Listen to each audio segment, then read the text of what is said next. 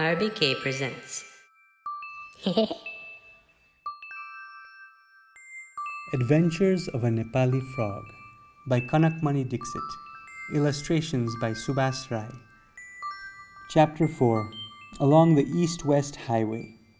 Bhakta Prasad Bhyaguto of Kathmandu Valley had arrived in the Tarai, a place rarely frequented by highland amphibians. He relaxed for a while in his tin can boat, and as it rotated in the morning sun, warmed his skin from all sides. After sunbathing for a while, the frog stretched out one long leg over the side of his boat and paddled over to the muddy bank. He landed close to where a plover was busy dipping his beak under stones and pebbles, searching for an insect breakfast.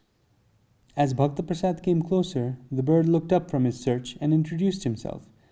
"Hello, I'm Prachanda Plover. What are you doing?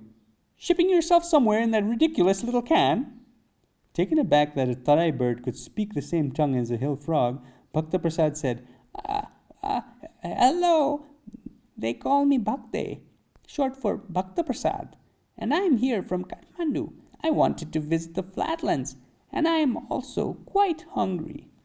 "Here, try some of these," said Prachanda, and swinging his beak, the bird flung some water bugs the frog's way.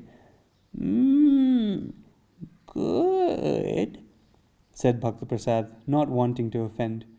The live insect tasted bitter and was clawing around inside his mouth.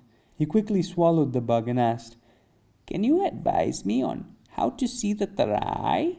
Prachanda replied, "Go to the East-West Highway, over there, by the bridge. From there you can travel east or west, all the way to either corner of the country. So they say. I myself haven't been to the far ends." Then the plover said, "The bugs are all finished on this bank, so I'll be off to the other side of the river now." With that, the bird dipped his beak in a traditional birdie goodbye and flew off low and fast over the water, his gray and white plumage flashing in the slanting sunlight. The frog hopped in the direction he'd been given and saw the bridge that spanned the Bagmati. Climbing an incline, he suddenly came upon a smooth stretch of metalled road, the East-West Highway. Bhakta Prasad was about to hop across the road when he was confronted by a huge head containing twitching nostrils, bulging eyes, large horns, and a tongue that drooled saliva. The head belonged to a curious bullock. "Tulsi Bayal is my name, and this is my friend Altaf Bayal. Pulling carts is our game," said the bullock, sounding very cross. "Humph! Do you know what happens when you cross this road without a stop, look, and go? You will be squished and flattened into a pretty little meat pancake. Trucks and buses will not stop for you. Don't they teach you things like this where you come from?"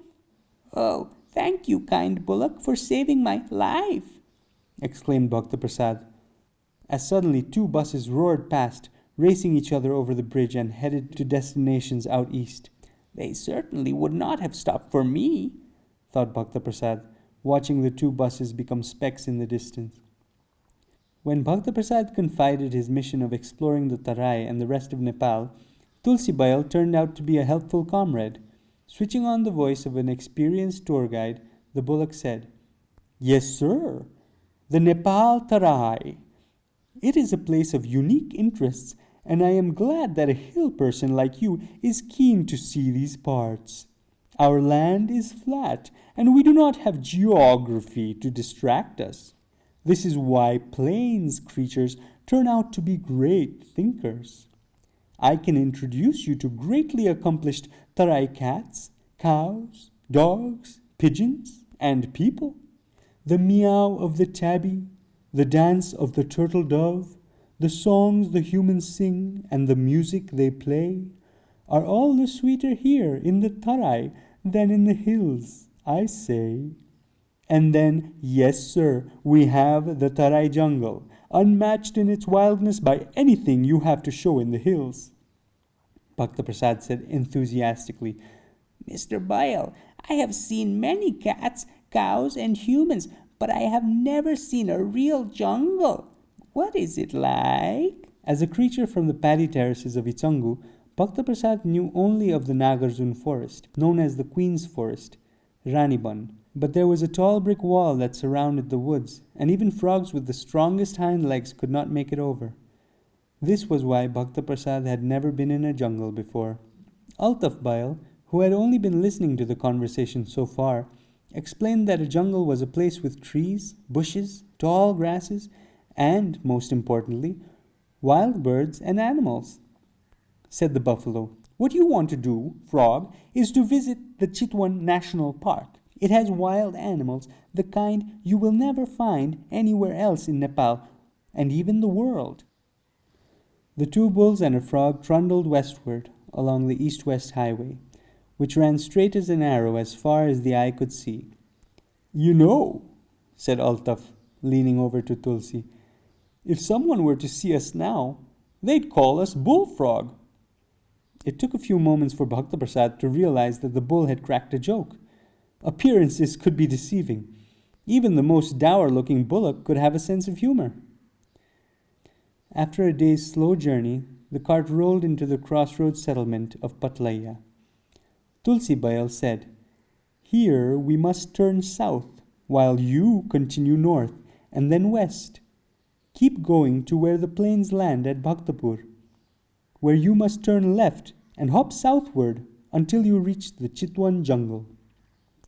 As an afterthought, the bullock added, "Remember, Bhakte, those are wild animals out there, untamed creatures of the jungle, quite different from us domestics.